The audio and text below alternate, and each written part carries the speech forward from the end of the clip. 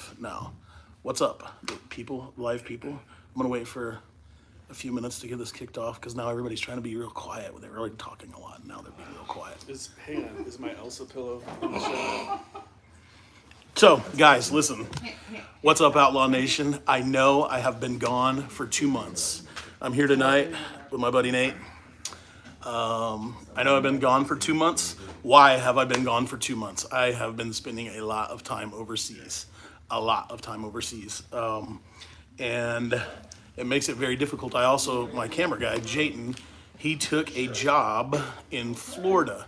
So now I got to get a new camera guy. And, this guy was supposed to start editing for me, but that hasn't happened yet.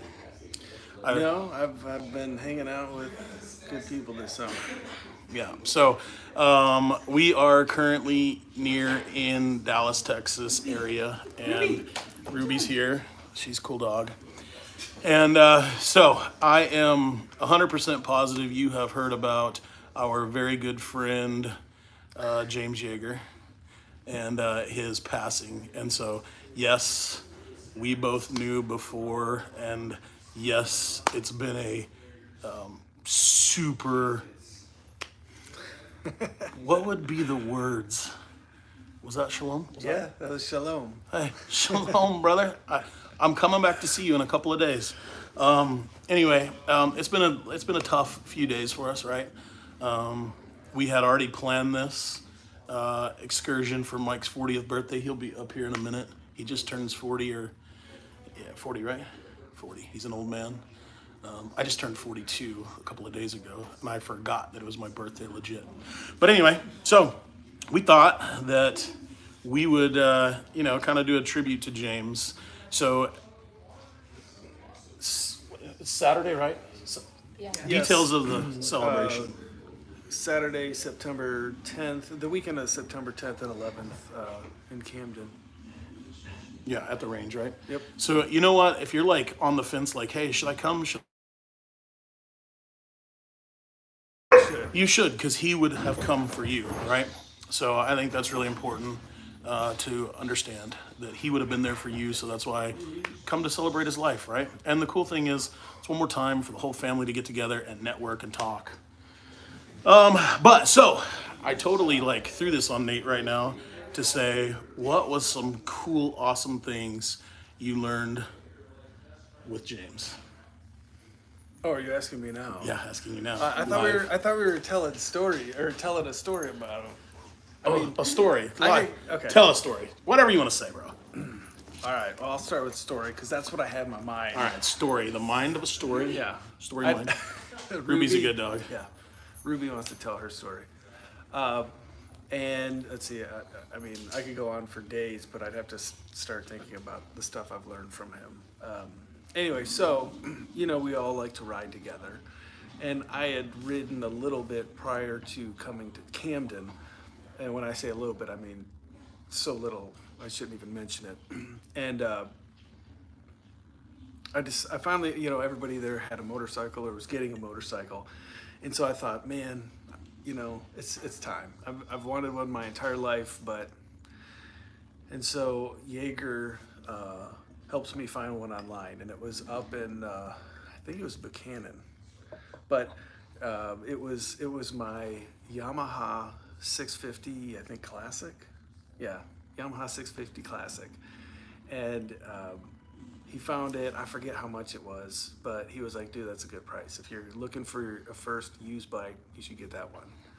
And so I went and I retook the Rider's Ed course up at Appleton Harley in Clarksville. And so I was like, all right, I'm ready to buy this, but I don't feel comfortable riding it home. So after work one day, we jumped in the truck and rode up there, and he took a look at it. He said, this is the one to get. I handed the guy the cash. I jumped in the truck and drove it back to Camden, and I followed Yeager, who's riding my new bike, this, if you can imagine, Yeager on a tiny little Yamaha 650. And about right as we were coming back into Camden, the skies opened up. It just started pouring rain. And little did I know that my future was going to involve riding with this man in the rain for days and days on end. And so we got it there and we parked, and he was so awesome and so happy and eager to help me get up and running to ride, because we were going to be riding to Sturgis, and he said, "Hey, try to get 500 miles on your motorcycle before we go to Sturgis." And so the first couple of days after work, he would jump on my bike, and I'd follow in the truck, and we would go to the Camden High School after school was out, and he would just sit there and work on his phone, and I would just do loops and figure eights on this little bike, just looking like a total nerd, didn't know what I was doing. Beard was about this long, and then by the time we got to Sturgis, I had already had it. If you can believe this, I had put 1,000 miles on my motorcycle inside of Benton County. So, but yeah, that was kind of my start. He was very instrumental in getting me up and running, knowing what gear to buy, the helmet, what kind of bike. So is the beard attributed to him and being a biker, or what? No, the beard was just because Uncle Sam stopped paying me to shave it. But pretty much all of my adventures and the path I've been launched on for the motorcycles was big thanks to him.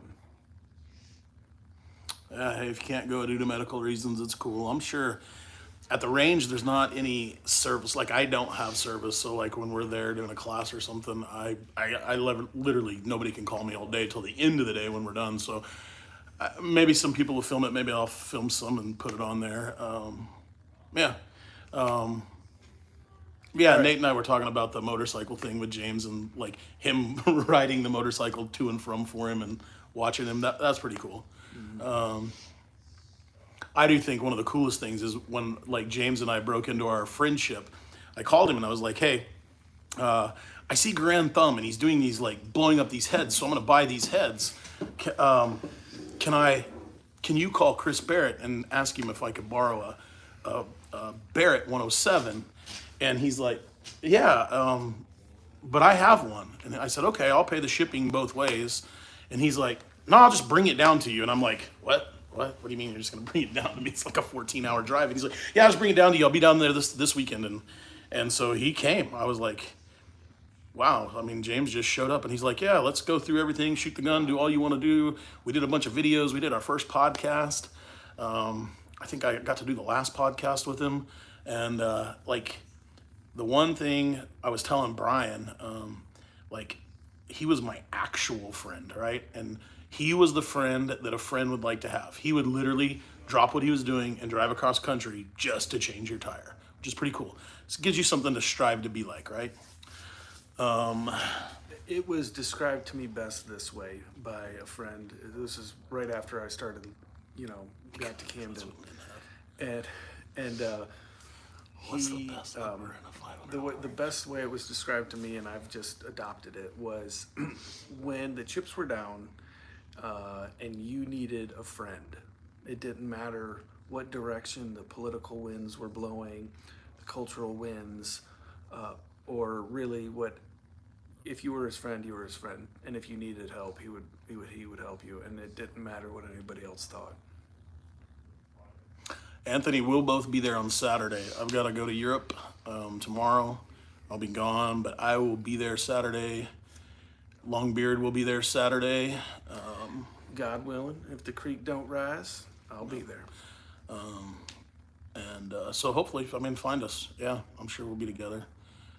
If you guys haven't already made arrangements, call and make arrangements. We're staying at the Best Western. I don't know where you stand.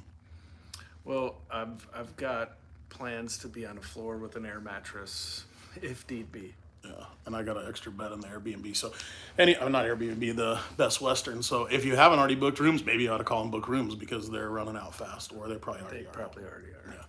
Yeah. Bring a tent. Bring a tent. Yeah, it's probably gonna rain, but bring a tent.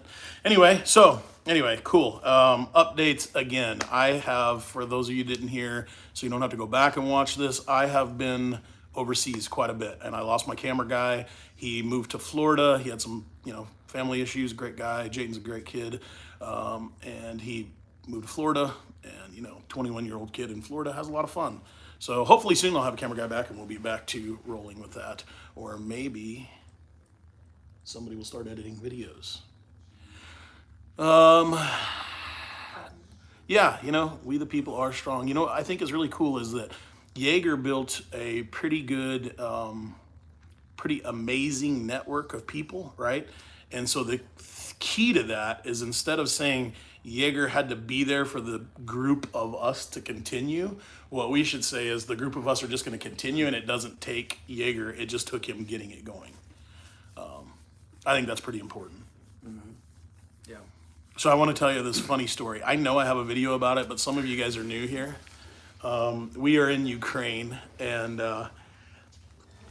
so, when we were working, doing stuff, we were out of the building or, near the building, whatever. It doesn't matter what we were doing there. But there was a lot of time that we had a lot of like dead time, especially like right in the evening. And so we were setting down and we had a trainer grenade, but it looked like a regular grenade. It was an F1 frag.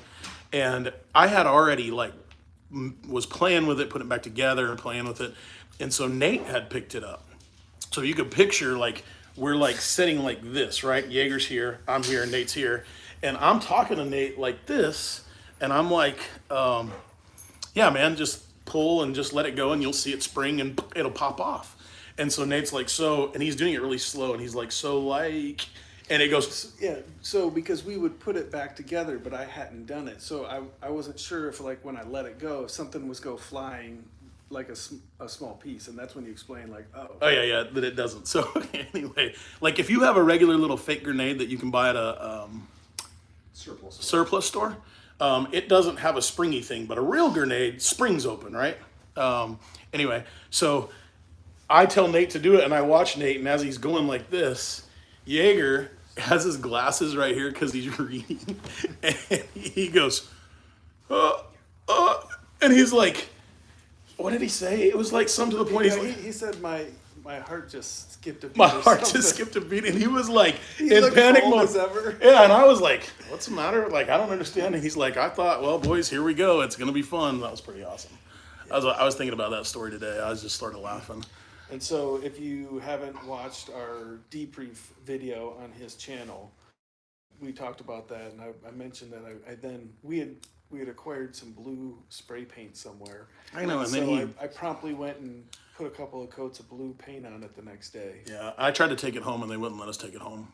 And I mean, to be just fairly honest, since we can't get prosecuted for it, we did. I was trying to be the component of throwing grenades off the back of the train when we drove home, and they wouldn't let me. We were talking about jumping off them on the way in. We did try to jump off the train on the way in. Did you guys know that story?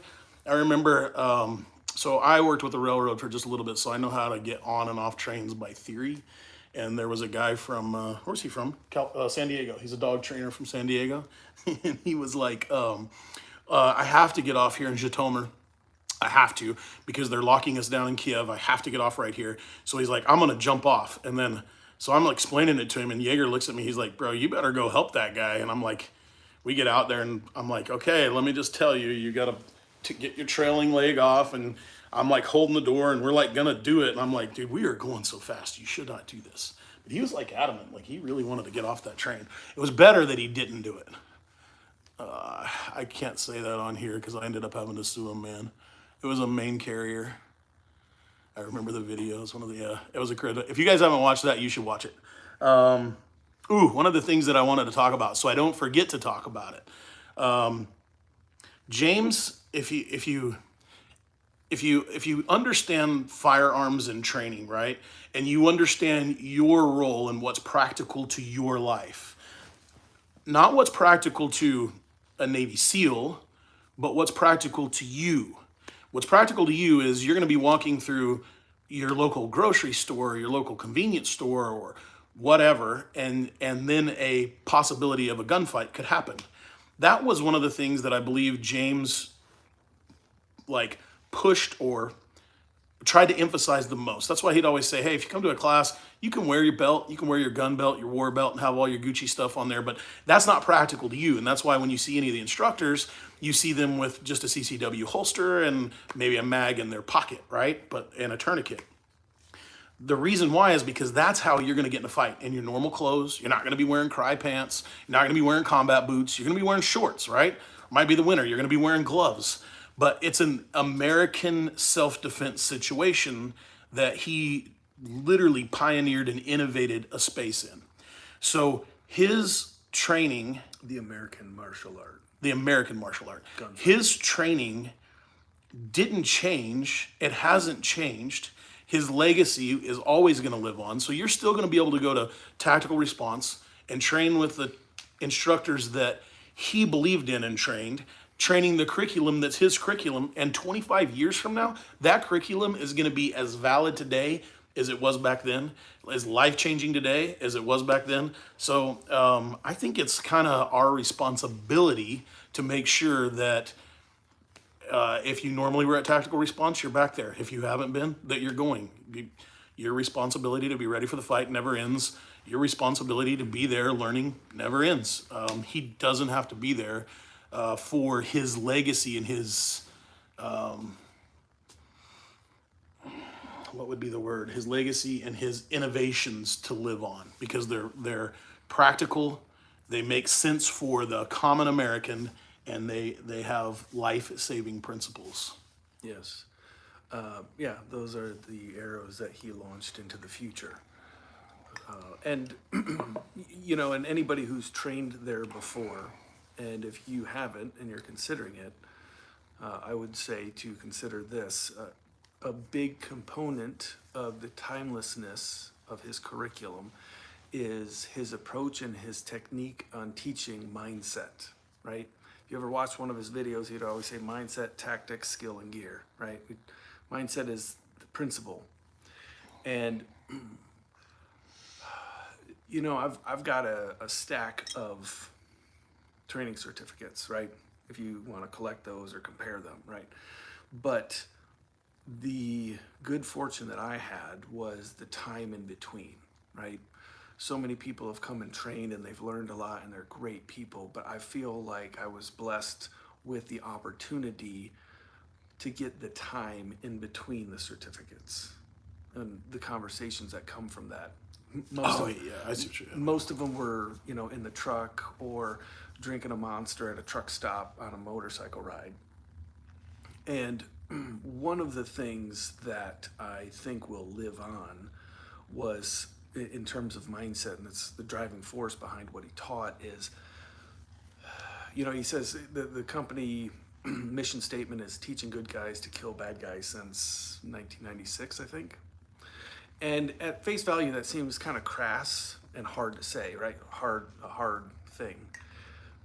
But what I think some people have picked up, and if you go there to train in the future, you will have the experience to immerse yourself in, is first of all, when you teach someone how to fight with a gun, the level of awareness and responsibility. You can't be introduced to that and subject yourself to that training and not have it spill over into other avenues of your life, right? And even more to the point, when you teach someone how to stop a bad guy or girl with lethal force. Katie's laughing at us. That's the PC, right? But when you teach somebody how to kill another human being to save their own life, you're inherently teaching them. If I pet this dog, I'm never gonna get the dog. You're inherently teaching them that their life has value. And we live in a time, a culture, a society, and we're inundated by media and an educational system that would have you believe otherwise. And if you would ask me, if I were to speak to this, which I am, that was one of the underlying currents and themes behind the curriculum when it comes to mindset. And so again, if you've trained there, you probably have recognized that. And if you haven't trained there, I would encourage you to, because I think that's a good dose of thought process that you'll be able to immerse yourself in. So on a side note there, it is hard to believe he's gone. He was influential in a lot of people's lives. The friendship among people that he made. I mean, some of my best friends I made because James introduced me to him, right? But one of the crazy things is like people will ask like, "Hey, when you and James talked, what gun did he prefer? What tactic did he prefer here?" And I'm like, I'm gonna be honest with you. I can remember like maybe like the first time I met him and he like interviewed me about long range for 3 hours. Other than that, I don't really remember about talking about guns. We talked about raising daughters. We talked about how to be very careful with your speech. We talked about how to mean what you say.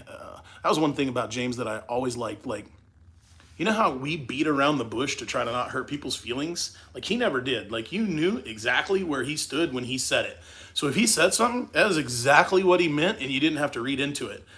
Oh, yes. I'll tell you, one of the biggest ones that he did for us was when we went to Ukraine the first time.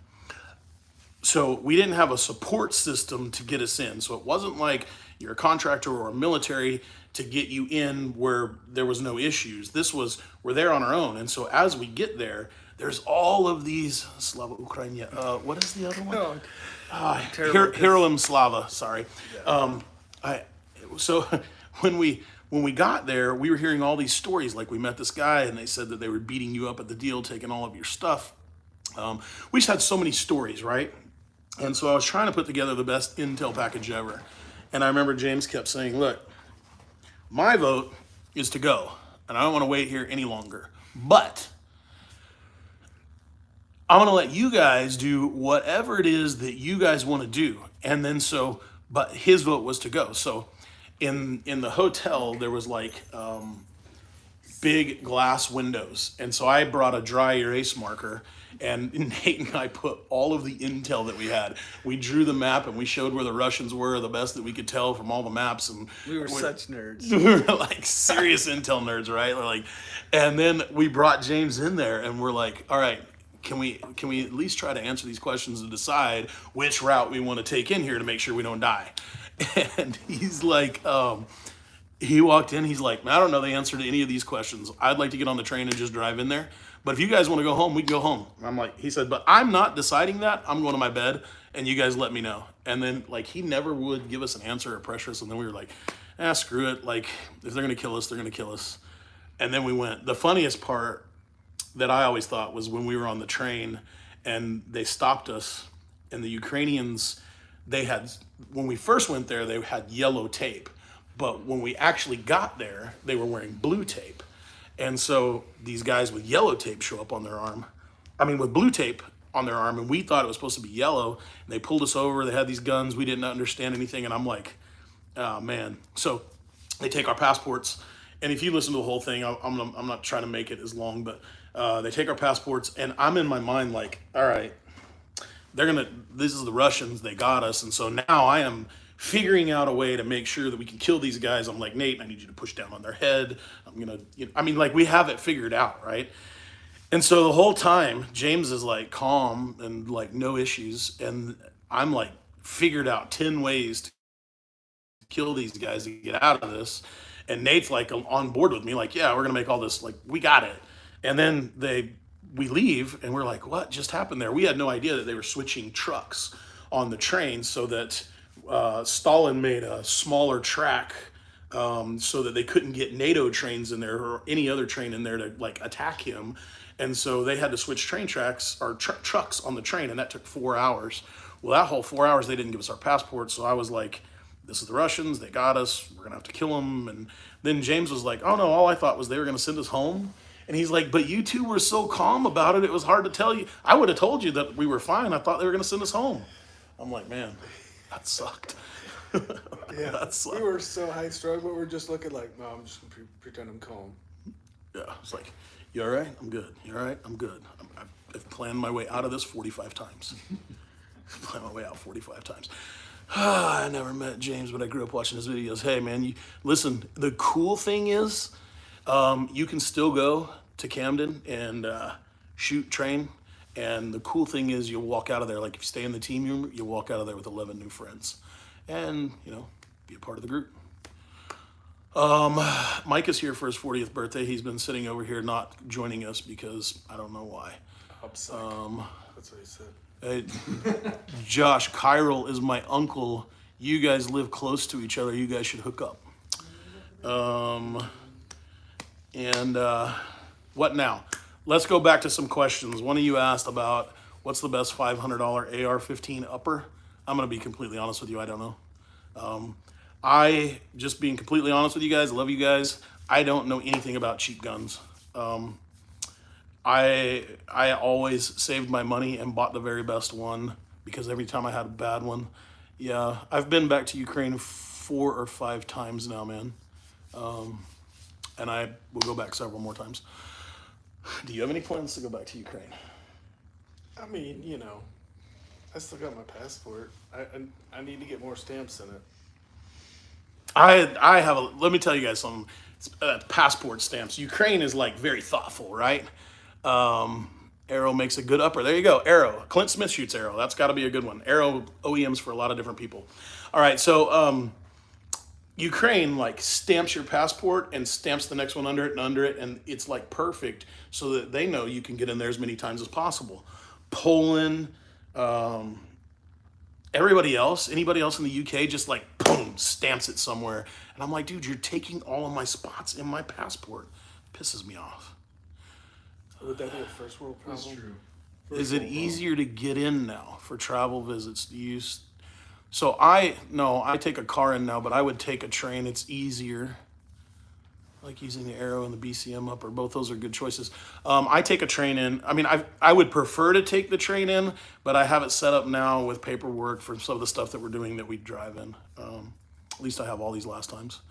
But taking the train in and getting to like take it in at night and sleeping on the way over there is way better.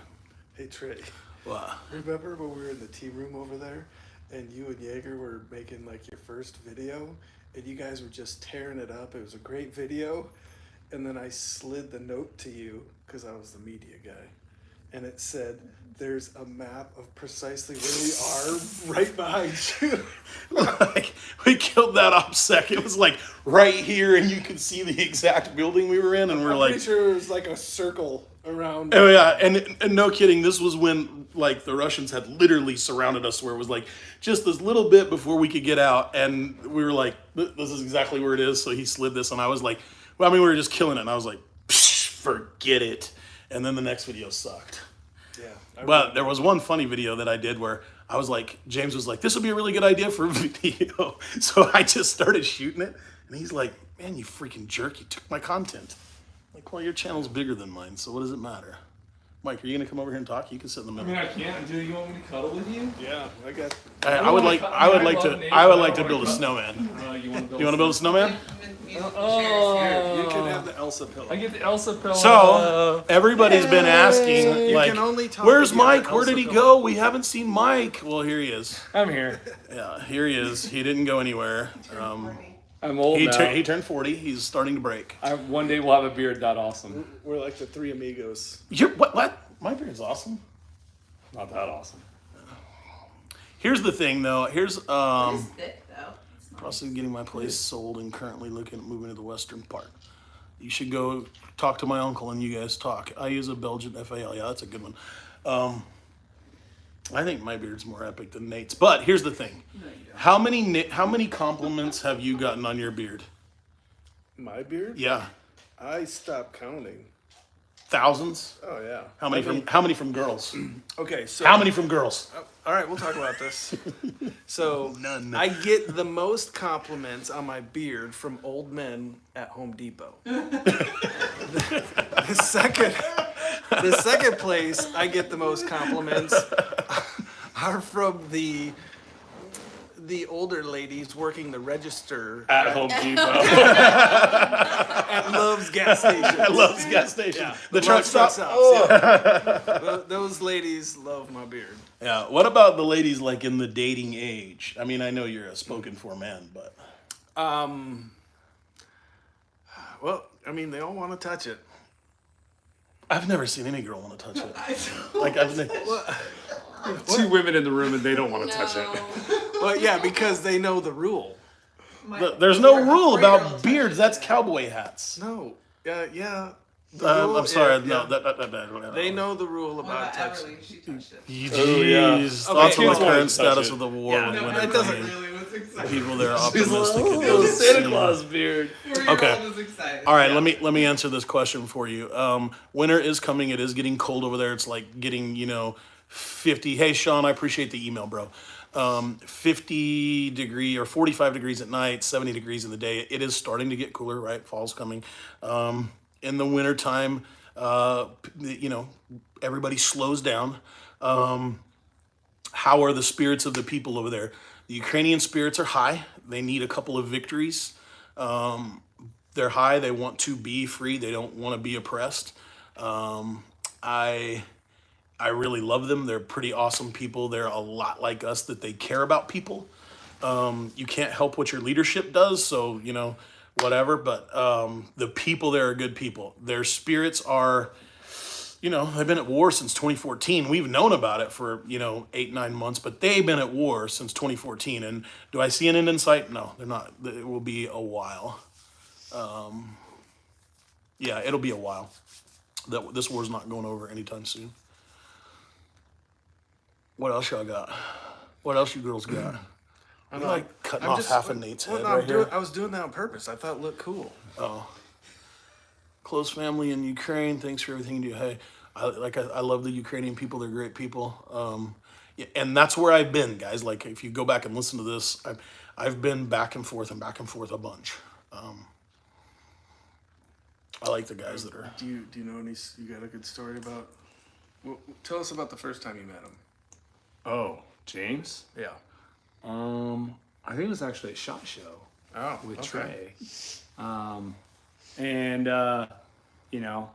you hear the stories from the man, and I didn't really know who he was at the time, so I looked him up. All right, James Yeager, this is cool. I'm not celebrity starstruck at all for anybody. He does need to shave his head, but keep going. And, yeah, probably me.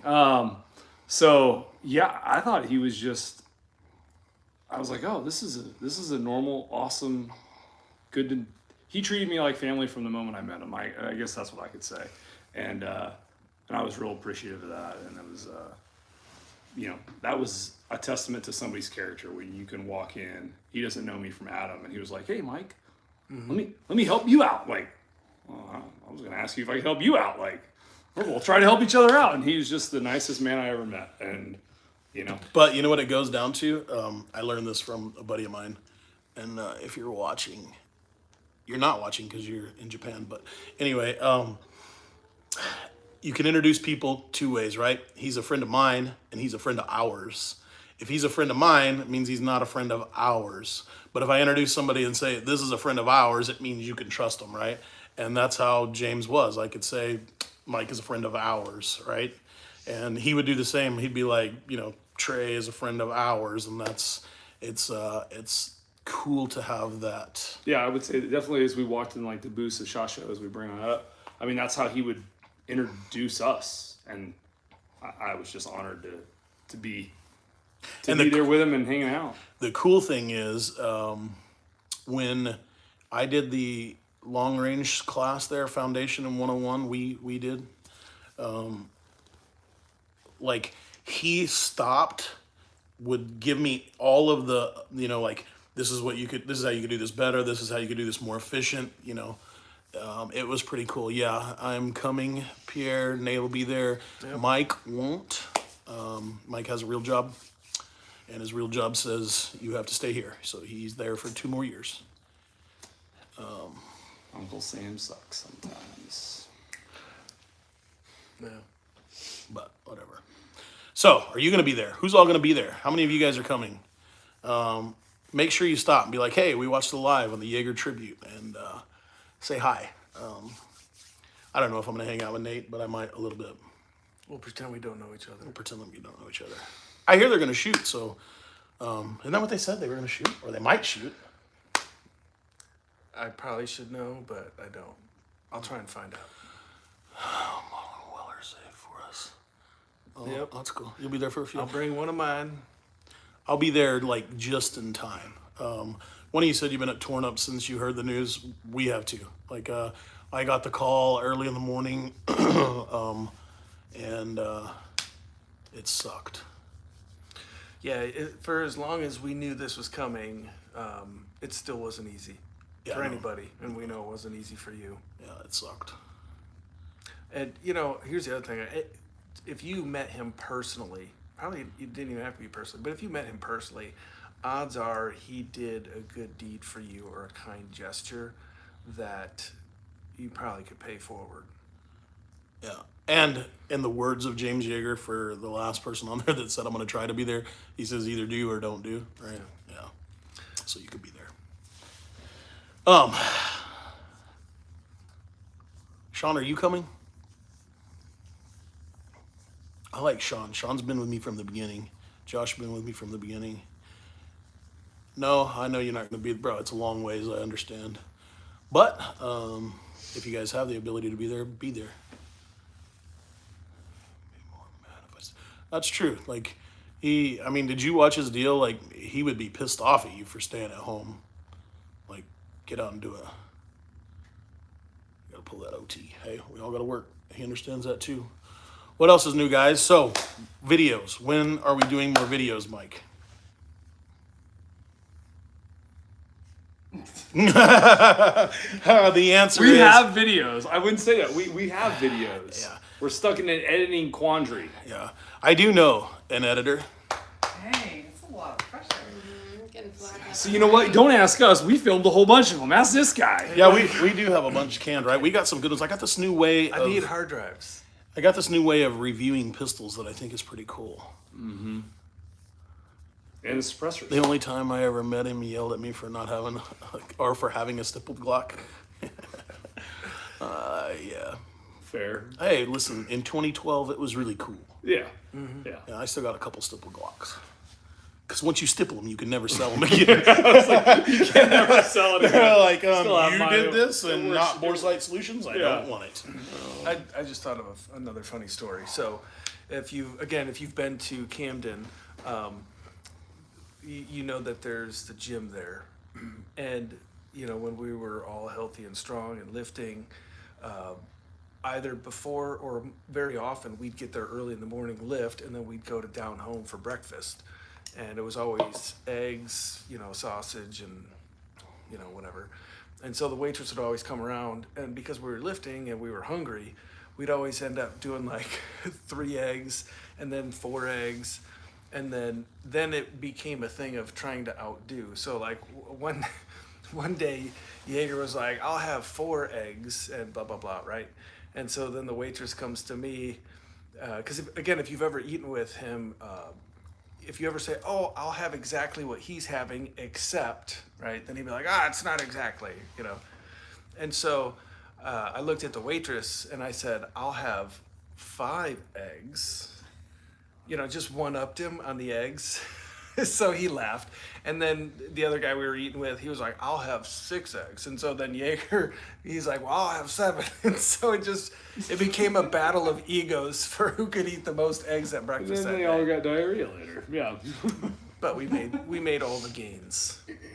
Hey, so this last SHOT Show, we went and ate with John Farnham breakfast, and at the, what is that restaurant called? Cafe Lux? Lux Cafe? Yeah. Whatever, right there in the Bellagio. That restaurant. And James like, you have to get the French toast. It's Oh, the greatest yeah. French toast Yeah. ever. So I ordered the French toast, and it was good, It was but good. it's like this big, right? Wasn't and that so big, but okay. the other day, I'm in Vegas, and I go there, and I'm like just thinking, and I'm texting James. I text him a picture of it. It's like, "You recognize this?" He's like, "I miss that French toast." I'm like, "Well, I'd like to bring it to you in Camden, but it's a long flight." Wouldn't have made it. Wouldn't have made it, but it was good. So if you ever get the chance, you want to think about Yeager's favorite breakfast time, it was that, I think it's Cafe Lux or something like that, in the Bellagio, right there like off the pit, and it was the French toast. You should totally do it. And if we were ever out west, it was always Big Bear Cafe. Or Big Bear, whatever, I don't know. It was cool. His favorite, he would always say the best pancakes in the world, which if you're going out to eat, I haven't been able to prove them wrong, are Cracker Barrel's pancakes. Just the They're- regular. We just have this Dude, they're conversation. delicious. Your dad doesn't get to enter into the contest. Like, we're talking about going out to eat pancakes. Okay. I'm sure your dad's pancakes are better, but he's like, that's a different category. Dad, if you're watching this, Nate doesn't like your pancakes. Yeah. So he's never had them. Yeah, so I'm coming over. Yeah. You guys, okay, I want to tell you kind of cool. So Mike's wife called me or texted me a month ago and said, hey, Mike is having a 40th birthday party. And I want to invite a few of his closest friends. And so it was me, Nate, buddy of mine, Yeager, and Just for dinner. and so then she messaged me, but my mind is not a multitasker. My mind is a one tasker at a time. So like she messaged me, I thought about it. I'm like, this is a good idea. And then I forgot about it. And then it took her like 3 weeks. And then she's like, dude, you kind of ghosted me. I'm like, I did ghost you. Sorry, I forgot. I mean, it feels like you just sent this to me this morning. I realized it's 3 weeks later. I've had a lot going on. But so I arranged for as many people who could be here to be here, right? And so she calls me today and she's like, all right, I'm going to send him back to the store and then you guys come. And I'm like, what if we just drop Nate off at the store? Because that would have never been expected at all. So It wasn't expected. I'm on the phone with him, right? I drop Nate off first and I hide my truck because my truck's easy to find. I'm on the phone with Mike and I'll let them tell their part. But I'm on the phone with Mike and up to this part, I'm telling him that I'm just pissed off at this company who's jacking with us right now. And he's on it with me. He's like, yeah, I'm mad at him too. And then he's like, hey, I think I just saw Nate. I'm like, I don't even know what that means, Mike. But I'm still, and he's like, no, I'm pretty sure that was Nate. I was like, who is Nate? And he's like, like Nate, our Nate. And I'm like, I know it's not. He's like, yeah, it is. Nate. And then he's like, hey, Nate's here. I gotta go. Now, I knew that his wife had concocted a story and sent him to the store for eggs and apple cider vinegar. So I got one of those little baskets and I put eggs and apple cider vinegar, kind of like that was part of the game. It was a hint. And so he runs into me and my cover story was I was here meeting up with a girl and Yeah, I'm visiting her dating family. a girl that's in some other place and her parents are like, well, okay, that's cool. And I was like, wait, I didn't this have is eggs and your apple cider neighborhood? vinegar yet in my bag because I started at the other end of the store. But yeah, it was awkward. Yeah, and so for you Fighting Pistol alumni, I watched like 4 target glances from this guy as he looked down at my basket, and he finally said, and oddly enough, my wife sent me here for apple cider vinegar and eggs that you have. And I looked at him, I was like, we're not dating the same girl, are we? And he was like, I hope not. And I was Actually, like, I said, fine, you take the kids too, but whatever. so that was fun. Oh, Yeah. I just thought of another Yeager story. Tell it. Wait, hold one. I'm going to answer the question to leaving Ukraine the first time. Go now. Okay, so if you know Yeager, you know he loved to visit churrascarias, right? Texas de Brazil, like the all-you-can-eat meat. The goal was to get the meat sweats. And so there's a Texas de Brazil in Vegas, and we'd always hit it one night when we were out there for SHOT Show. And so, I'm working, this was maybe a week or so before, and Yeager walks in the room and he was like, hey guys, Troy from Midwest Industries wants to take us to dinner one night, and he's suggesting that he takes us to Texas de Brazil. Well, we had already on our schedule had planned to go to Texas de Brazil the night before.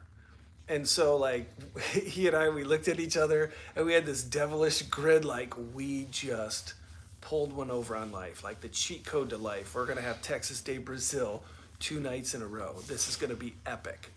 So we get out there and I wanna say it was like Tuesday night, me and him and I think maybe Brian Keeney was there. But we're just shoving our face, just decking it, eating all this meat. We skipped the salad bar. We skipped lunch and probably breakfast too. And we're just shoving our face, relishing in the thought of how amazing we were for like pulling a fast one on life and eating Texas de Brazil 2 nights in a row. And so we just stuffed ourselves, go home to the hotel, get up, we do SHOT Show on Wednesday, and we're just like giddy like schoolgirls because we're about to get Texas de Brazil again for dinner tonight, and somebody else is buying.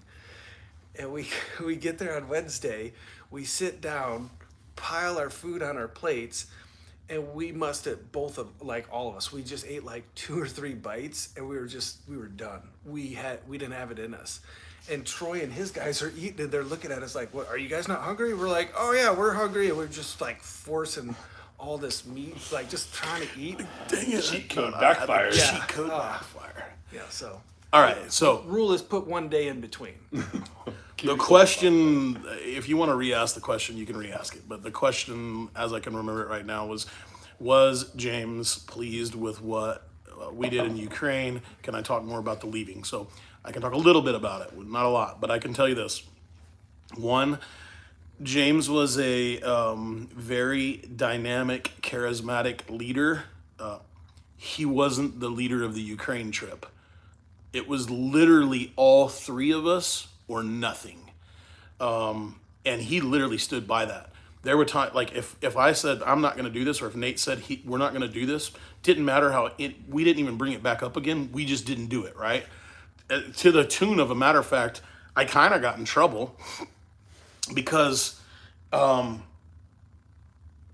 this guy pulled up. He kept calling, "Hey, we need you. And I'm like, okay. So we meet in this parking lot. We're trying to find food. We meet in this parking lot, and they come out, and so they're speaking this super broken English, and they're like, "Trey, I'm gonna take you."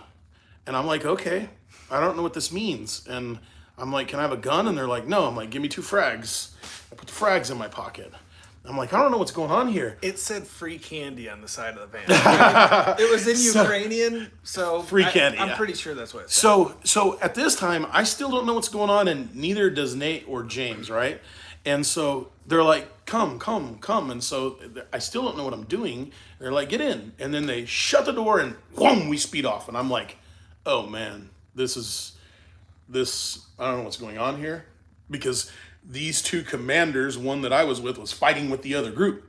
So, with our group, so 2 bosses inside the group that were fighting each other, right? So I'm like, I don't know what's going on here. I'm hoping they're following me. So in my mind, they're following me, right? And I'm just riding with them while they're talking to me. And they're asking me if I can shoot some of these weapons. And I'm like, yes, I can shoot this weapon. I know this weapon. I can shoot this weapon. No, I can't shoot that weapon. I didn't even know that one existed, that kind of stuff.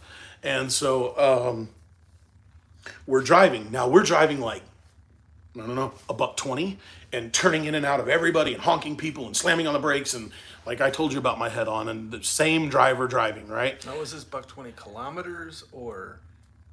'Cause that's like 90 miles an hour. Okay, $120 kilometer. We were hauling balls through the city, right? And I want you to think, like, Kiev is like Dallas, right? Like, there's it's like a city like Dallas. Anyway, so we get there, we do whatever we're gonna do, okay? Then I get back, and the whole time I'm nervous. Like, okay, I got both these frags in my pockets. We're all gonna die together, right? Like, I never let that go. I was like, yeah, everybody's gonna try to kill. I still don't let that go when I go over there. Anyway, so I get back, and Nate comes out, and it's the first time Nate was kind of like irritated. He's like, "We're supposed to be the 3 amigos. Where'd you go?" And I'm like, "We're supposed to be the 3 amigos. Why didn't you follow me?" Because we learned about stranger danger in school. I totally didn't learn the stranger danger. I'm like, oh, that does say ice cream or candy Free in Ukrainian. candy. Free candy, come with me. So- No, you leave your gun. So Great idea. Yeah, War zone. it was definitely I mean, it wasn't bad, but it could have been bad, right? So anyway, Yeager, Nate, I feel, Terrell, what's up, bro? Are we shooting together, man? You've been telling me for a year we're shooting together. That's my fault. I've been gone 6 of those months. Yeager, I think we were all happy with what we did. We wish we could have done more. I'm not going to tell you why we left. That's just going to be something between the 3 of us, why we had to leave. But I felt happy with what we did. What do you think? Yeah, of course. Yeah.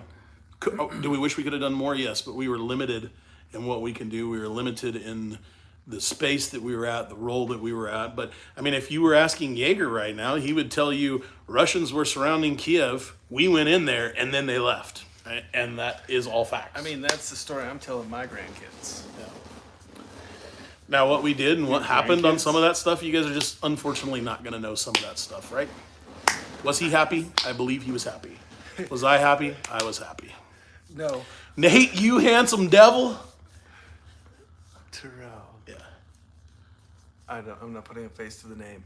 He would, well, he's like, he has an AK. Don't you have an AK? I think he does, yeah.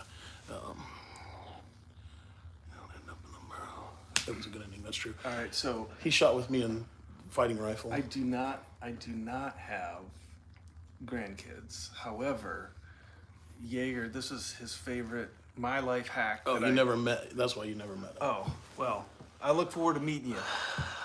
So I told this life hack idea I had to Yeager at down home when we were at breakfast one day. And he laughed so hard, he loved it so much that he would constantly have me tell this life hack idea to people.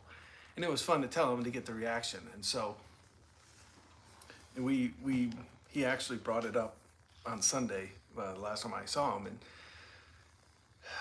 so basically, the thing is whenever I have a fork in the road, so to speak, in life, or I have a decision to make, I look at it and I think, which would make the better story to tell my grandkids? And then I do that. And, but Yeager was like, but you don't have grandkids. I was like, but I have a solution for that. And so basically, I adopt a pregnant teenager, preferably like 17 and a half. They shouldn't be getting pregnant at 17. Yeah. They shouldn't. Jeez, Nick, come on, man. Like, They shouldn't be doing a lot of things, but they are. Weird as we're gonna go to Anyway. 19. We're gonna go to 19. Yeah, yeah, We're at 19. yeah. Okay, keep At going. least Keep legal. going. Keep No, going.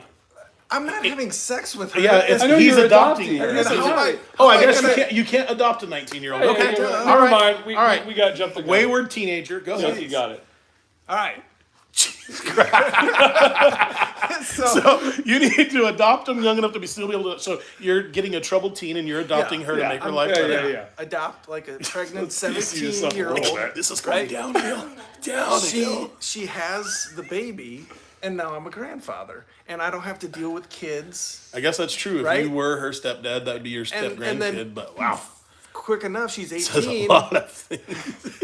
He's right most of the time, but sometimes. So It is basically, scary how much he's thought about this. 17 and a half. I only got to deal with this shit for half a year, and it's going to pop me out of grandkid. And I'm gonna have a grandkid. now I go to the park. I'm the best looking grandpa. The ladies love me. I go home to visit my dad. I too am a grandpa, so that's instant credibility. Like, hey, Dad, I'm a grandpa too. Like, I did make Right? that weird. I made it so weird. It was good if I didn't make it weird right there. All so right. anyway, point is, Yeager loved that, and he would have me tell that story to everybody. And the only other person that thought I was having sex with the girl I just adopted, was Tim. Fair.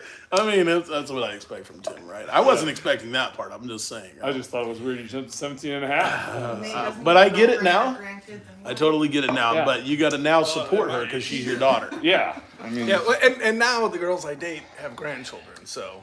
So you're a grandpa. yeah. Do they You, call you, should grandpa? have just skipped to that step. Do they call you grandpa? No, Papa? No. El Padre? No. Rooster? El Padre? El Padre. El Padre's mine. Don't take it. I don't have like it. grandkids, but one day I will. What about like El Diablo Padre. Muemo El Padre? You don't even live in a Mexican culture. Yeah. At least. You're on the I other know. side of the Mississippi. But I You don't like even get to- tacos. What And does we that had have to do with tacos. anything? Oh, dude. We went to this No. taco stand. We had a burger. What was that called? No. I had tacos. You had the tacos, but the guy was like, but our second best thing is like this Mexican burger. I was like, I gotta He did try eat the it. burger. I did too. Yeah, I said you did eat the burger. Yeah. It was delicious.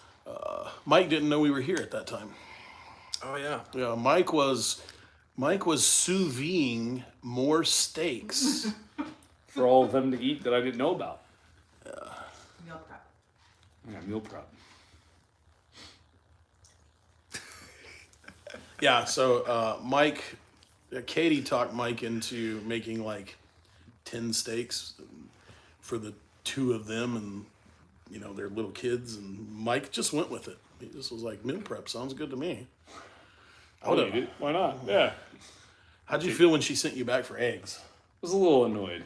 Little annoyed when I wrote her a list for the first time and said, yeah, we need salt, eggs, apples. What do you mean you didn't find the apples? They're apples. Yeah. Good one. She got me. I'll get her on her 50th. Oh man, have you trained with Super Dave?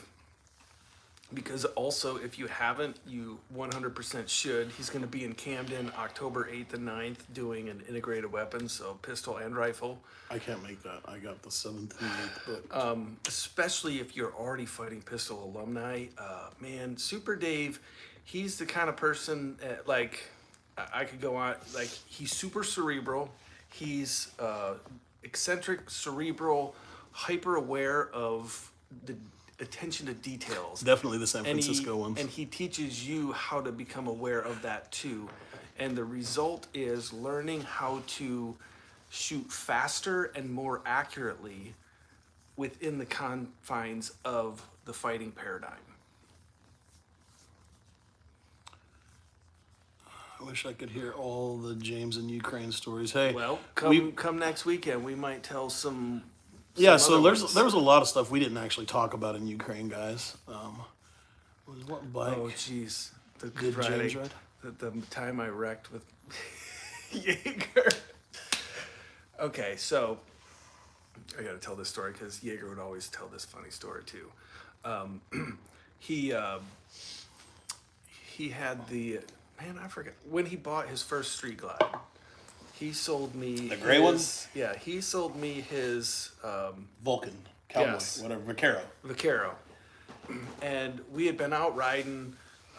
We decided, and this happened very often. We'd be like, "Oh, let's just ride our motorcycles up and go grab lunch," and we would end up eating lunch in Knoxville, 3.5, 4 hours away.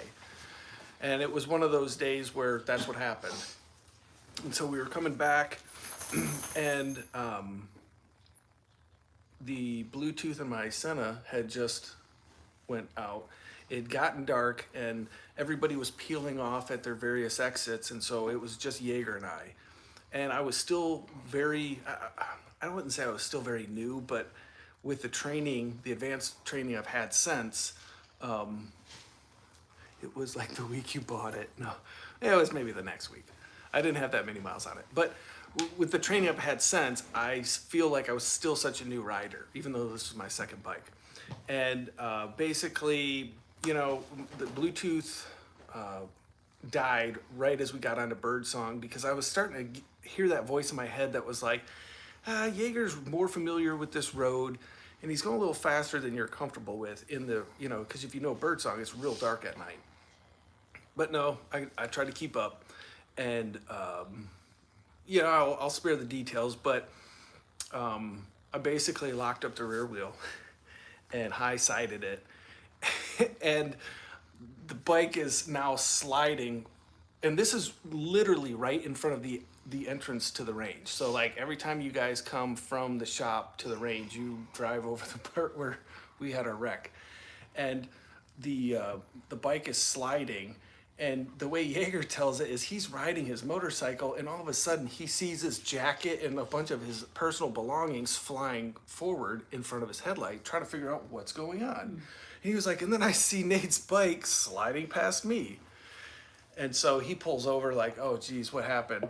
And by the time he parks the bike and looks, he sees me pop up from the ditch like, oh, okay, I think I'm okay. And but then he looks, my bike had clipped his left saddlebag and destroyed it. I destroyed my bike as well. But the funniest part, it was funny because years later he'd tell this story, like, because he just looked like, you know, some weirdo on his motorcycle for the next, I don't know, 3 weeks before he could get it replaced, just riding around with only one saddlebag. So that was the time.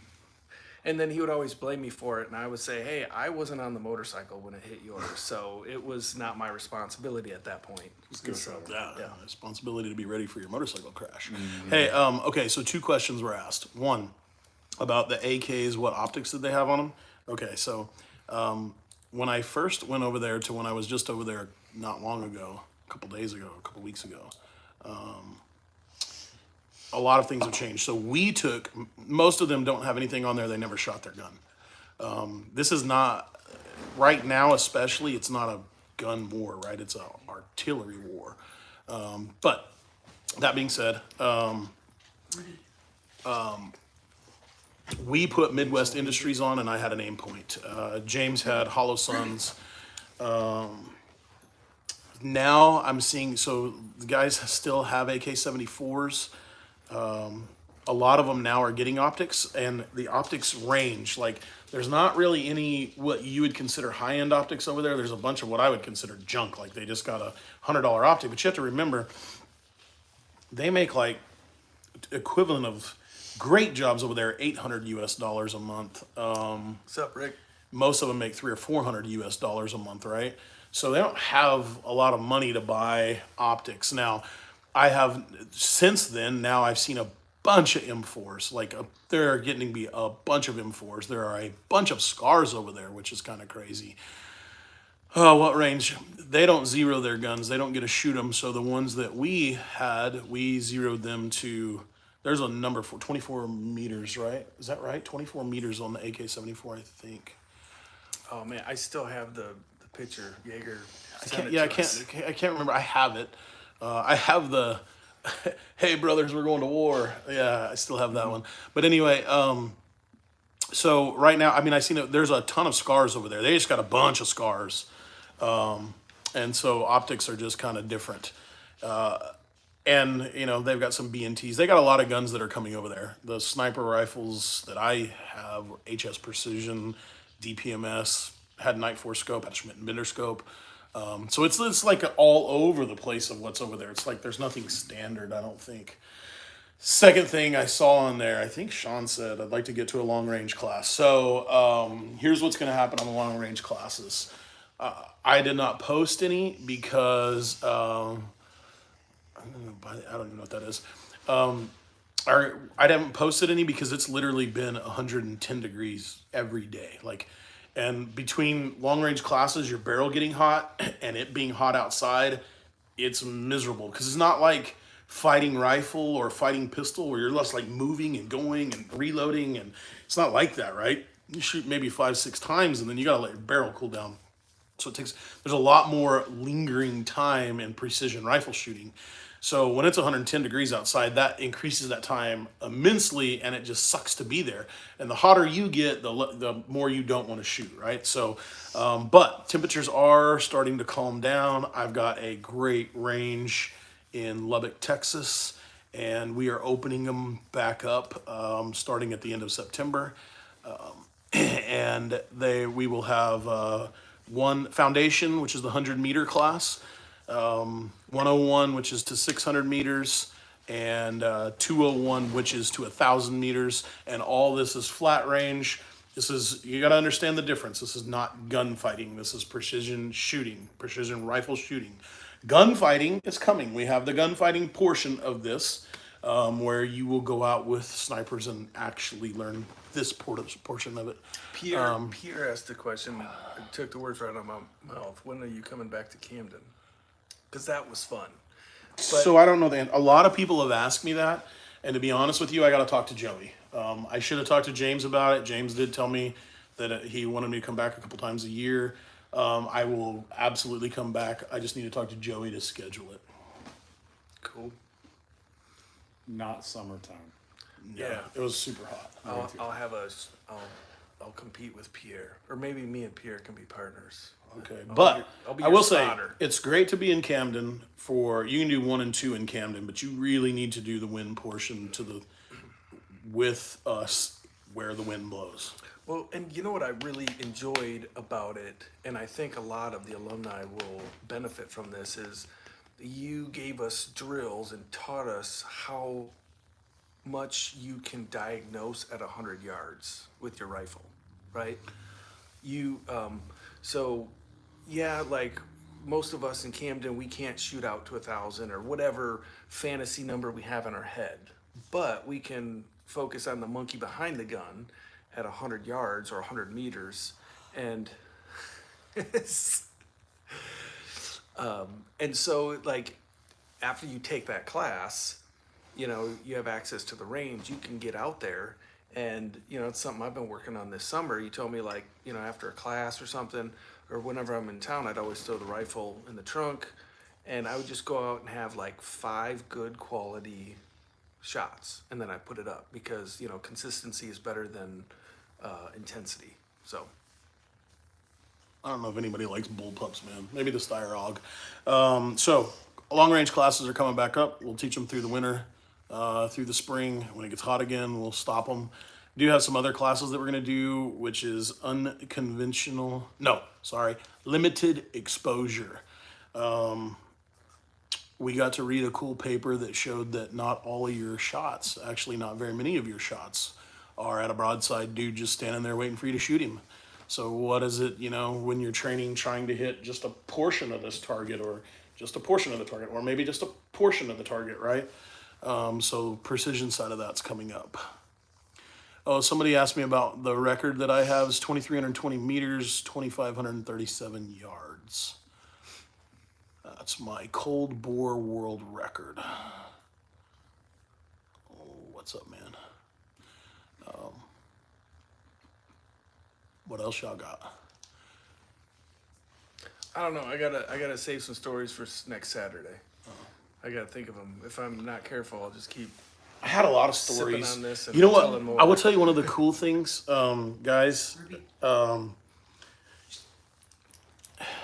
You never know why somebody, you know, why things happen or how it like it was like at this perfect point in time. But so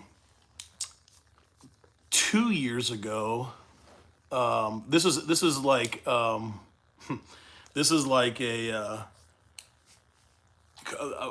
motivation for you to get out and do something, you get off the couch and not have excuses not to do anything, right? So 2 years ago, James Yeager is in Raton, New Mexico. And so I found out that he was in Raton, and I messaged him or emailed him the night before. Now, we didn't know each other. I said, hey, Yeager, can I come to this class? He's like, yep, come on, let's go.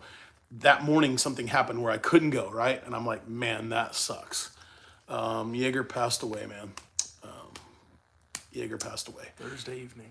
And Thursday? Yeah. What is today? Thursday. Saturday. Man, my days are so messed up. Anyway, so then last year, I was super sick with COVID, and I was like really, really sick with COVID. And so I had signed up, I had paid and done everything, and I signed up for fighting pistol and fighting rifle. And so I emailed James and said, man, listen, I am so sick, I can't do fighting pistol. I'll still be there for fighting rifle. You can keep the money. He said, no, man. He said, why don't you just come next year? And I said, nah, I'm going to go. So I was like unbelievably sick, like incredibly ill. And from that time, I got there an hour earlier than everybody. And James was out there, and I asked him if I could help him set up. He wouldn't let me, but we started talking, started just about what I was doing. He saw my hat, you know, Aeolus Defense, so we just started talking. We started talking about philosophy and why I believed what I believed.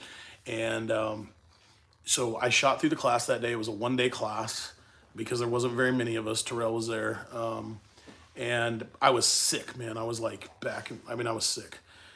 But that night, I emailed him and I said, hey, I'm going to be at this Holiday Inn. I live around here close. If you need something, you just call me, and here's my cell phone number. And so he sends me a message via Signal, and it was the whole, here's my number. If you ever give it to anybody, I'm going to kill you. I'm actually going to take that and start using it as a part, right? You can contact me. Don't be afraid to call me. And since then, like, we became like the best of friends, like the best of friends. And I think back, if I would have waited this year to go, even though I was sick, not have the money, whatever is your situation, you don't have the time. If I would have waited till this year, none of that would have happened. Yeah. We would have never had the grenade incident. Never the Or at grenade least incident. Not with the 3 of us. Never the jumping off the trains, not the shooting out west, not the motorcycle rides. Not the cops. Okay. James told me I had to correct that. They weren't cops. They were bad guys. Stories we're not going to tell on here. But anyway, so I hope to see you guys on Saturday. I'm going overseas. I'll be there for a week. I'm coming back. I would have been there longer, but I'm coming back. James got my sunglasses back from Nate. Oh yeah, I remember that. You were stealing people's sunglasses? No, he knows something. He's a Oakley expert or something, and my glasses were sitting next to his, and I grabbed his, put them on, and walked out the door, and I didn't know, what the difference was. And then Yeager called me. He was like, "Hey, you got his." I was at the laundromat because I hadn't found a place to live yet.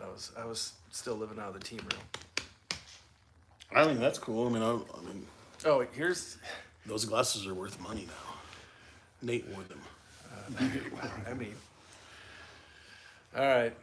Oh, who else asked? What did I shoot my long range record with? It was a GA Precision. I got a whole video on it. Go back and look at my channel. Like, subscribe, bell notifications, all that good stuff. I'm sorry I haven't been here for 2 months. I promise I'm coming back. It's still not going to be very soon, but I'm coming back. And it was a 6.5 SAUM. GA Precision made it for me. George Gardner, he's a friend of mine. And understand, all right, all of you ballistic champions, you're going to write it down. You're going to be like, hey, at my elevation, a 6.5 SAUM won't go that far. You're right, but at 9,400 feet, it does. Oh, I am too, bro. Are we going to shoot together? We have to shoot together. You know what? I have a busy September and a busy half of October and a busy November, half of November.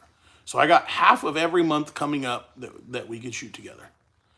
Favorite Ukrainian food so far? No diarrhea. You know what? Every time I go to Ukraine and I come back, food here hurts my stomach.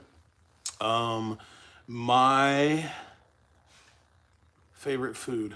The first time we were there, it was chicken and buckwheat every day. So my favorite food was tea with honey in it. I'm not lying. That was my favorite. Actually, food. you know what I really liked? It reminded me of a Home Depot that we went to. Ashan. Yeah. And there was this, when you go to the mall and they have the little kiosks, it was like a kiosk up front, but they were selling sausages, big, as long as your arm, hanging Apple from the pie in string. Poland was good. And we were so tired of eating chicken and buckwheat that we went in there and we stocked up on sausage and ramen noodles. And we would come back to the team room and we would make coffee, ramen noodles, and just slice into these big, thick, whatever kind of cured meats they were. That was... So I always knew you like sausage. So I didn't like the sausage. I wasn't eating the sausage. That was very hurtful. I'm not a sausage fan, but anyway, now when you go over there, you're right. There is less GMO foods. When you go there, it's weird. So the food is more like what I would eat for lunch, for breakfast. They have all these different meats and cheeses out there, and then fruits. Tomatoes. I like tomatoes. I don't like most tomatoes, but their tomatoes they're really, really good. Do they like pizza there? No, I didn't really see pizza. Yeah, but most of the places were shut down. Kiev was a ghost town for the first part. Yeah, when they were there. Now, I've been back several times, and Kiev is just normal, right? It looks like a normal city. You would have never known there was war there. It was weird to be in the streets again the second time for me. And what else is weird is there's a whole underground city under Kiev. That's crazy. I should say it right, Kiev. But so now food is back. Restaurants are back, right? Everything's closing at 11 o'clock, but it's all back. And so there are some great restaurants there. I don't think I've ate pizza once. I hate tomatoes, but love ketchup. Any other red sauce. I like tomatoes. My grandparents had a greenhouse, and so they would grow them, and tomatoes with salt. It's awesome. And what else do you guys got? You got any follow-up questions before I end this? We've been talking for a while, and it is late here. And it's way past mine and Mike's bedtime. Past Mike's bedtime. Things open during conflict. That's his bedtime. Yeah, so the conflict has moved out of the cities. I think Putin realized that he didn't need Kiev to win this, and so it pushed back. And their tactics is like this crab claw, like claw around and push the front line up. What classes do you plan on taking next, guys? Nate, do you have any classes you plan on I'm taking? gonna be learning from Super Dave October 8th and 9th in Camden. Be there or be square. So my next plan is I've been chatting back and forth with my friend Clint Smith, and I would like to try to get to a class in Oregon while I go visit Noveski. I got some business to do with Noveski. I would like to go up there and meet with Zach, and so when I do that, I'm going to go with Clint. And to be honest with you, my bandwidth, my time is gone. I'm not going to take any classes this year.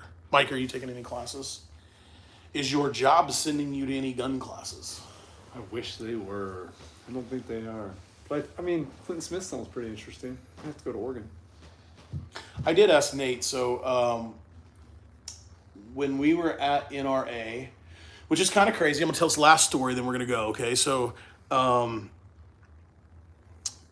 it was weird. I didn't even know NRA show was happening, and Yeager was on live stream and said, "I'm gonna be at NRA." I think he was on live stream or something and said he was gonna be at NRA. So I texted him, "Hey man, you gonna be in at NRA?" And he's like, I haven't been to John Lovell's classes. He said, "Yeah, I'm going to NRA." Actually, I text Yeager, and then I text Nate, and he said, "I'm going to NRA too." And so I said, "Okay, cool." And I woke up that morning at 4:00 in the morning and drove to NRA. While we were there, I met Ken Hackathorn, and so James said, "Hey, Trey, we're gonna ride." Oh, he said Nate and I were both there. He said, "Guys, do you want to ride up like at the end of August or maybe September and shoot with Hack?"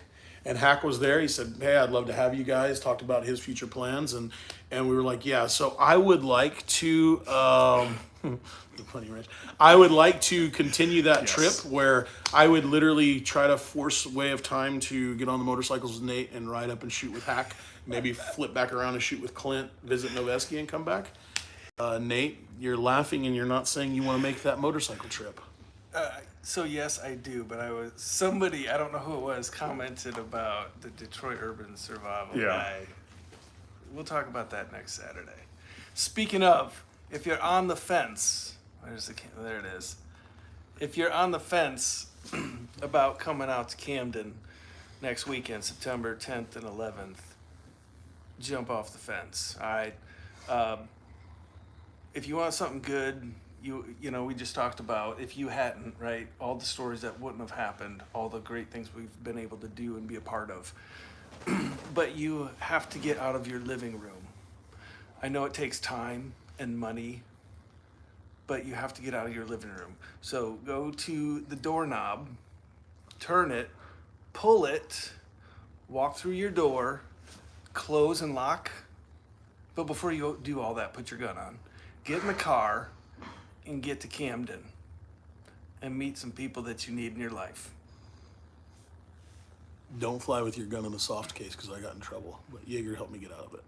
All right, guys, listen, I appreciate you. So we will be back. We have not gone anywhere. We have just been busy. I do hope to see you Saturday. I will be there Saturday. And appreciate you guys. And got anything else left? That's Solid? it. Outlaw out. I totally don't know how to turn it off. Turn it off. How do you turn it off? I'm so confused.